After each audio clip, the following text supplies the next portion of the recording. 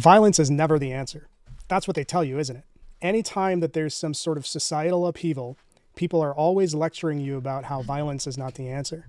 What's interesting is that it completely ignores history. When we just look at US history alone, this country was founded by violence. In fact, there was a whole war fought for independence. That was violence. And then you look at the Civil War. That was, again, violence to solve a societal problem. In fact, when you look at the Bill of Rights and every single amendment that's on the books, those things only came to be after violence and bloodshed.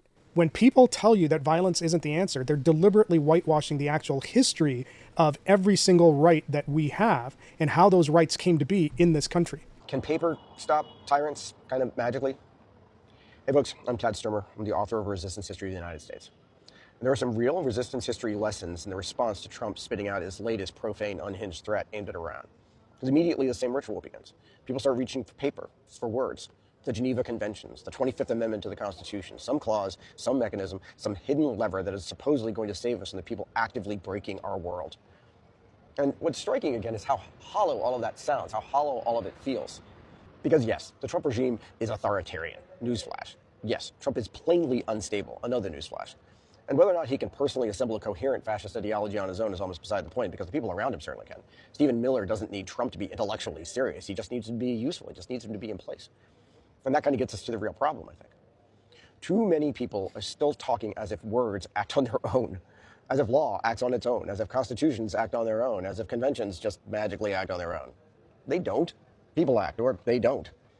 And people keep invoking the Geneva Conventions as if they are an army. Of course they're not. Since 1949, they have never worked as some sort of automatic barrier against atrocity.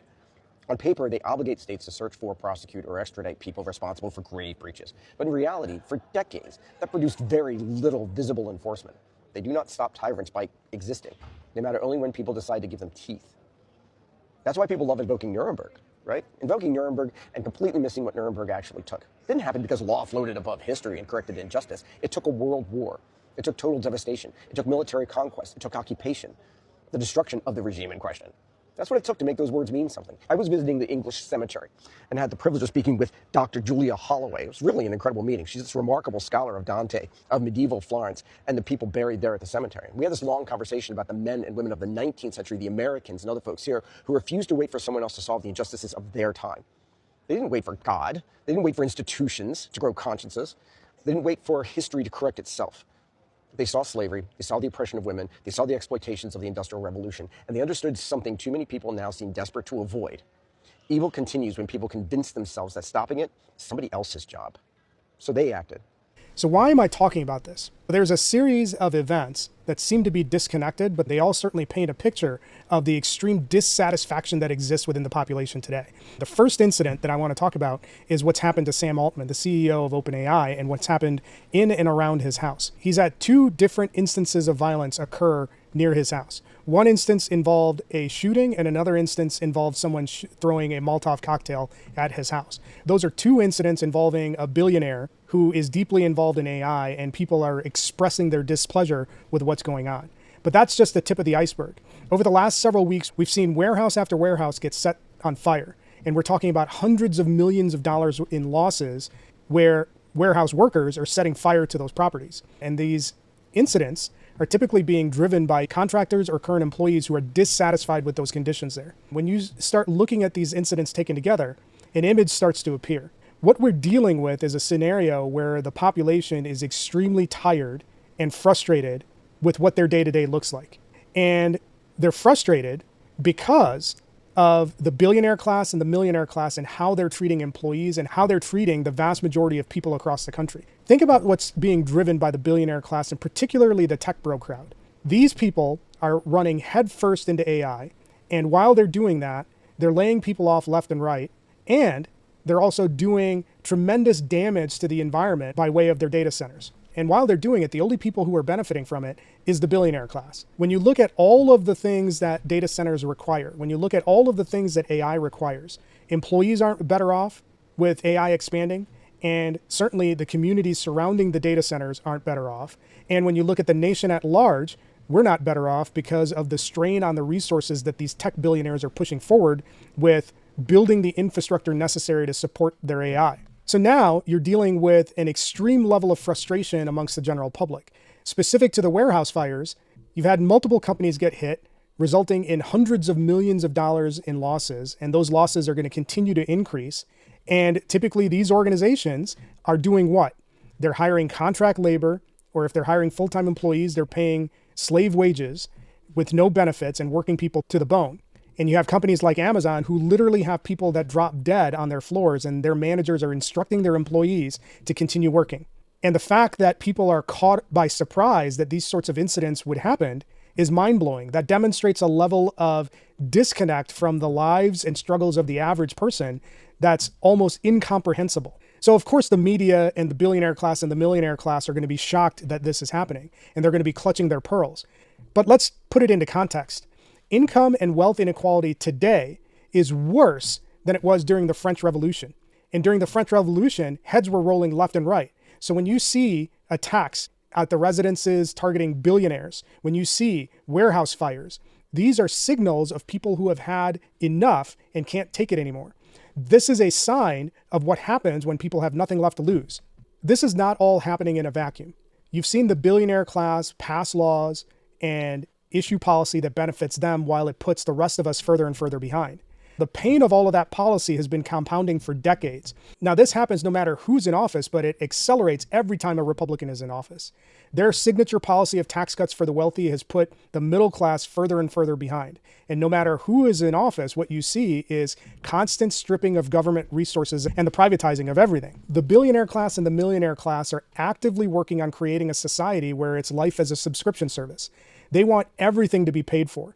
And you need to look no further than the World Economic Forum, where people are quoting that air, water, and land and everything else should be commoditized. It shouldn't be treated as if it's something for everyone to use. It should be something that is commoditized and sold to those who can afford it. Think about that.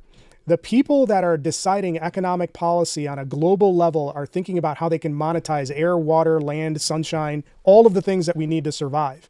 And that's a continuation of things that we've seen over the last 50 years. All of the things that you're seeing Republicans do has involved eliminating regulations that force businesses to play by the rules, cutting the regulatory agencies that are the watchdogs and are supposed to protect the citizens' interest, and doing whatever they can to make it easier for billionaires, millionaires, and their corporate entities to gobble up as many resources as possible. And as that's been happening, it's been the middle class and the lower class that's been squeezed more and more over the years. And now we're reaching a tipping point.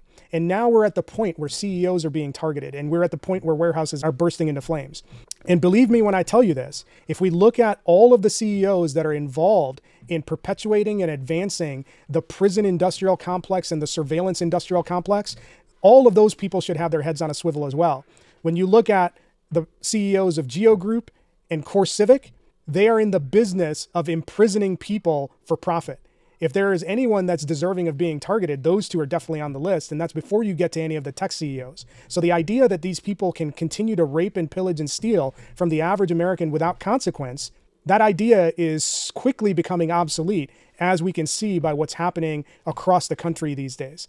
And this is in direct response to what we see happen in terms of punishment.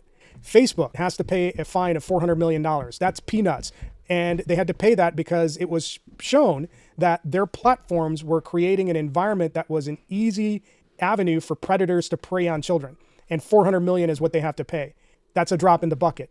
Amazon had to pay $20 million for polluting Northeast Oregon. Runoff from one of those data centers had polluted the entire environment. And rather than admit fault, they just paid a fine and moved along their day. You had the East Palestine train derailment incident that created a complete environmental catastrophe, and the company got a slap on the wrist. Everyday Americans are seeing this going on, and they're getting sick of it. They're seeing multi-billion-dollar corporations and trillion-dollar corporations get away with literal murder. The settlements paid out to the people in that community have been far less than expected, but this is what happened when the political class is bought and paid for by the business class and allows the business class any and every loophole to get away with everything. And this is by design.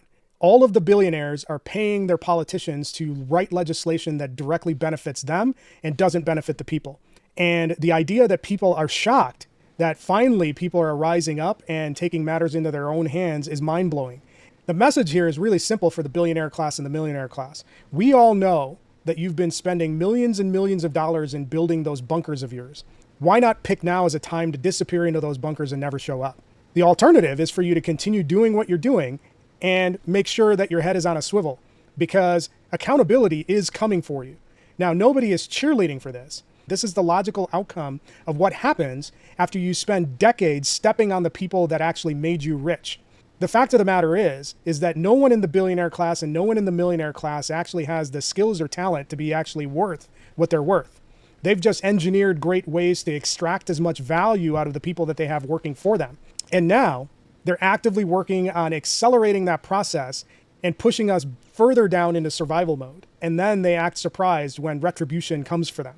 Maybe this will be the wake-up call that convinces the billionaire class and the millionaire class that maybe they should have just paid people enough so that they could live a decent life.